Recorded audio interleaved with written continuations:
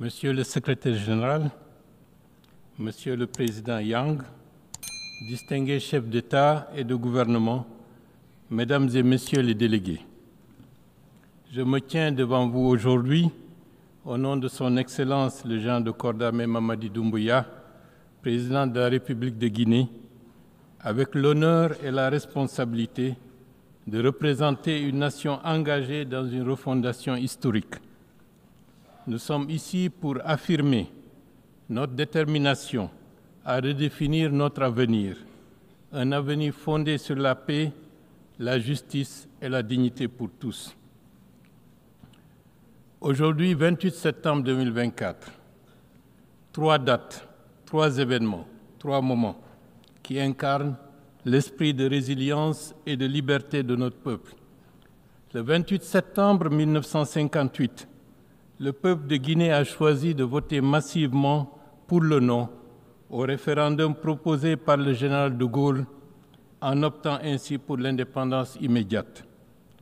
Le 28 septembre 2009, ce même peuple a réclamé, au prix d'un lourd tribut, sa pleine jouissance de la liberté, de la démocratie et de la dignité.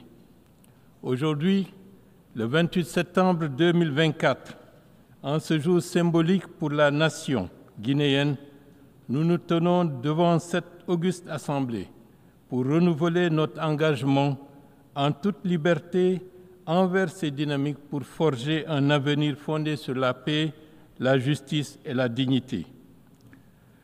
En cette heure de grande turbulence mondiale, marquée par des conflits, des inégalités grandissantes et une crise climatique qui menace l'existence de l'humanité, il est impératif que nous soyons audacieux dans nos actions et unis dans notre vision. C'est avec cette conviction que je m'adresse à vous. Je souhaite tout d'abord saluer les Nations Unies, cet espace unique de dialogue et de coopération où toutes les nations, grandes et petites, se rencontrent sur un pied d'égalité pour construire un monde meilleur. Notre foi en cette institution est profonde car elle est le reflet de nos valeurs communes de paix, de développement durable et de respect des droits de l'homme. Nous savons que les défis auxquels nous faisons face aujourd'hui sont immenses, mais nous savons aussi que l'esprit de solidarité et de coopération qui a guidé cette organisation depuis sa création est plus nécessaire que jamais. Excellences, Monsieur le Président, Mesdames et Messieurs, aujourd'hui la République de Guinée est engagée dans un ambitieux processus de profonde refondation de l'État, sous l'impulsion du Comité national du redressement pour le développement et du Président de la République, son Excellence le général de corps d'armée Mamadi Doumbouya. Nous avons choisi de tourner la page de l'instabilité pour écrire une nouvelle histoire, celle d'une nation résiliente qui se réinvente pour offrir à son peuple une vie digne, libre et prospère. La Guinée aspire à devenir un modèle de résilience et de renouveau en Afrique, prouvant que même face à l'adversité, une transformation positive est possible. L'exemple le plus éloquent de notre engagement envers la justice et la lutte contre l'impunité est le procès historique des événements tragiques du 28 septembre 2009. Pour la première fois dans l'histoire de notre nation, les responsables de cette tragédie ont été traduits en justice devant un tribunal national, marquant ainsi un tournant décisif dans notre combat contre l'impunité.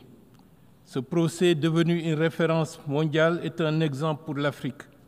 Il témoigne de notre volonté de refonder notre société sur des bases solides de justice, de vérité et de réconciliation, tout en inspirant d'autres nations à suivre la même voie de responsabilité et de transparence. Dans cette dynamique de refondation, son Excellence le général de corps d'armée Mamadi Doumbouya a tracé une vision claire et ambitieuse pour guider la Guinée vers un avenir prospère axé sur 3 piliers fondamentaux, le social, l'économique et le politique. Par ailleurs, nous ancrons ces actions dans 5 valeurs qui redéfinissent la gouvernance de notre pays. Par la rectification institutionnelle, nous bâtissons des institutions robustes, légitimes et impersonnelles. Par la refondation, nous renforçons l'intégrité de la vie publique. Par le rassemblement, nous unissons toutes les composantes de la nation. Par le redressement, nous mettons en place une gouvernance transparente et responsable. Enfin, par le repositionnement, nous intensifions notre engagement envers nos partenaires mondiaux en assurant une coopération active, dynamique avec toutes les institutions bi- et multilatérales. Ces valeurs orientent chaque pas que nous franchissons sur le chemin de la transformation nationale dans un esprit de justice, de solidarité et de dignité. Au cœur de cette transformation nationale se trouve un projet emblématique qui incarne notre vision de notre présent et de notre avenir. Le méga-projet du Simandou et son ambitieux programme Simandou 2040. Simandou 2040 est né du projet minier qui fait que la Guinée est aujourd'hui en train de construire 670 km de voies ferrées multi-usages, un port minéralier pour l'exploitation des mines de fer du Simandou. Ce projet 2040 incarne bien plus qu'un simple projet minier. C'est un modèle de transformation globale pour la Guinée qui ambitionne de bâtir autour de ce projet un véritable programme sociétal et environnemental où l'homme et son environnement coexistent en harmonie. Contrairement à d'autres situations dans d'autres pays qui ont été victimes de la malédiction des ressources naturelles, nous tentons de refuser de suivre cette voie. Nous avons su tirer les leçons du passé et nous nous engageons à faire de Simandou un levier de prospérité partagée, de stabilité et de croissance durable. Mesdames et messieurs, dans ce processus de refondation, nous puisons notre inspiration dans l'histoire riche et diversifiée de notre pays, une histoire marquée par des valeurs ancestrales de justice, de solidarité et de respect de la dignité humaine. Je rappelle que l'essentiel des empires qui ont existé en Afrique de l'Ouest ont eu leur base dans notre pays, qu'est la République de Guinée actuellement. De ce fait, depuis la charte de Kourakan-Fouga, proclamée en 1236, qui posait déjà les fondements d'une société juste en interdisant l'esclavage et en prônant l'égalité et la liberté pour tous, jusqu'à l'organisation du Fouta théocratique, reconnue comme terre d'asile et de protection pour les opprimés fuyant la traite négrière. La Guinée a toujours été un bastion des valeurs humanistes et de gouvernance équitable. Ces traditions se retrouvent dans les structures sociales de l'ensemble des régions du pays, que ce soit au niveau de la Basse-Guinée et de la Guinée forestière, où la gestion collective des ressources et la résolution pacifique des conflits étaient au cœur de la vie communautaire. Ceci nous rappelle que notre identité nationale est ancrée dans une quête effrénée de justice, d'empathie, de paix et de solidarité. Aujourd'hui, alors que nous construisons l'avenir de notre nation, nous réaffirmons ces valeurs dans le projet de constitution que nous sommes en train de proposer au peuple de Guinée. Nous voulons bâtir un État moderne qui intègre ses principes intemporels, un État où chaque citoyen, quelles que soient ses origines, sa culture ou sa foi, trouve sa place dans un tissu social harmonieux et solidaire. Mesdames et messieurs, le chemin vers la refondation ne peut être parcouru seul. Nous appelons à un soutien international, sincère et renforcé, fondé sur le respect mutuel, l'écoute et l'accompagnement dans la poursuite de nos objectifs communs. La Guinée ne sollicite pas la compassion, mais elle propose un partenariat, une alliance active et dynamique pour construire ensemble un monde en devenir. Cette période représente aussi une opportunité unique pour mon pays de redéfinir son rôle sur la scène internationale en tant qu'acteur engagé et responsable, contribuant à la stabilité régionale et par conséquent à la paix mondiale. Nous avons participé activement aux efforts de maintien de la paix sous l'égide des Nations Unies et nous continuerons à le faire convaincus que la paix est la condition première du développement et de justice. D'où notre prédisposition à fournir près de 650 policiers et gendarmes pour la stabilisation d'Haïti, la martyre.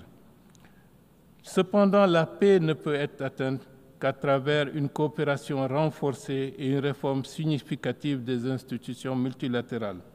C'est pourquoi nous devons également repenser notre approche pour résoudre les conflits persistants dans la région du Sahel. Il est temps de dépasser les réponses exclusivement militaires et meurtrières et de promouvoir une stratégie intégrée qui combine le développement économique, le renforcement des institutions, une coopération régionale renforcée. L'adjuvant de cette approche est la pleine jouissance de chaque communauté, peuplant ce grand espace de sa liberté, du respect de son identité et la reconnaissance de ses droits dans un espace étatique multiethnique et multiconfessionnel. C'est cela qui va rassurer et assurer la cohésion nationale et le bon vivre ensemble. Le Conseil de sécurité des Nations unies doit aujourd'hui refléter véritablement la diversité et les aspirations du monde d'aujourd'hui. Nous soutenons fermement le consensus des Ulvini et nous appelons à une représentation plus équitable et plus démocratique au sein des instances décisionnelles. L'Afrique, avec ses 54 États membres, représentant plus d'un quart des membres de l'ONU, ne peut plus être reléguée à une place secondaire dans les décisions qui confèrent la paix et la sécurité mondiale. Nous appelons à ce que le continent africain obtienne des sièges permanents au Conseil de sécurité avec tous les droits qui y sont associés, y compris le droit de veto. Monsieur le Président, Mesdames et Messieurs, face aux crises multiples qui secouent notre monde, il est évident que nos réponses doivent être collectives, humanitaires et en empathie avec les souffrances des peuples dans les zones en conflit. Partout, des populations souffrent des ravages de la guerre, des familles séparées, des communautés déplacées, des vies perdues et des infrastructures vitales détruites, que ce soit dans le conflit russo-ukrainien, en Europe, au Moyen-Orient, le conflit entre Israël et la Palestine, en Afrique, particulièrement au Soudan ou dans d'autres régions du monde, les souffrances des peuples sont immenses et ne connaissent ni frontières ni nationalité. À ces tragédies humaines s'ajoutent les effets dévastateurs du changement climatique qui exacerbe les conflits et augmente la vulnérabilité des plus démunis. En réaffirmant notre engagement à faire inscrire le massif du Fouta Djallon sur la liste du patrimoine mondial de l'UNESCO, nous envoyons un signal fort en faveur de la préservation de nos écosystèmes, où 15 États sont concernés. Par ce biais, nous œuvrons à un changement des paradigmes dans la gouvernance régionale en Afrique de l'Ouest. L'avenir de nos nations repose sur notre capacité à investir également dans notre jeunesse, car elle représente la plus grande richesse de nos pays.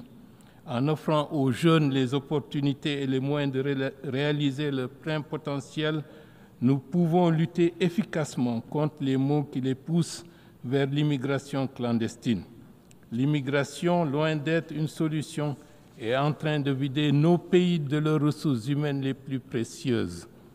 Par ailleurs, les avancées technologiques et numériques doivent être mises au service de tous. Nous plaidons alors pour un accès universel aux innovations technologiques, tout en veillant à ce que l'éthique demeure au cœur de leur utilisation. Comme le disait François Rabelais, « Science sans conscience n'est que ruine de l'âme ». Excellences, Monsieur le Président, Mesdames et Messieurs, aujourd'hui nous appelons les nations à se rassembler autour d'une vision commune, celle d'un monde qui place l'humain au centre de toutes ses préoccupations. Ensemble, nous pouvons surmonter les défis les plus ardus, éteindre les foyers de tensions et embrasser une paix durable. Le monde nous attend. Les Nations unies, nées pour promouvoir la paix et la sécurité mondiale, doivent agir pendant qu'il est encore temps pour faire taire les armes et les bombardements. La Guinée, quant à elle, nation souveraine et déterminée à forger son propre destin, se tient fermement sur la scène internationale avec une vision claire et indépendante. Il y a un an, depuis de cette même tribune, notre chef de l'État, le général Mamadi Doumbouya, a clairement exprimé notre engagement en faveur des intérêts de l'Afrique en toute souveraineté, sans se laisser influencer par des intérêts contradictoires qui sont extérieurs au continent. Aujourd'hui encore, cette orientation guide notre action, privilégiant avant tout le développement et la prospérité de notre continent. Tel est le vœu de son Excellence, le général de corps d'armée Mamadi Doumbouya et du peuple de Guinée, que nos actions d'aujourd'hui façonnent un avenir de paix et de lumière pour toutes et tous. Vive la paix, ensemble pour un monde meilleur. Je vous remercie.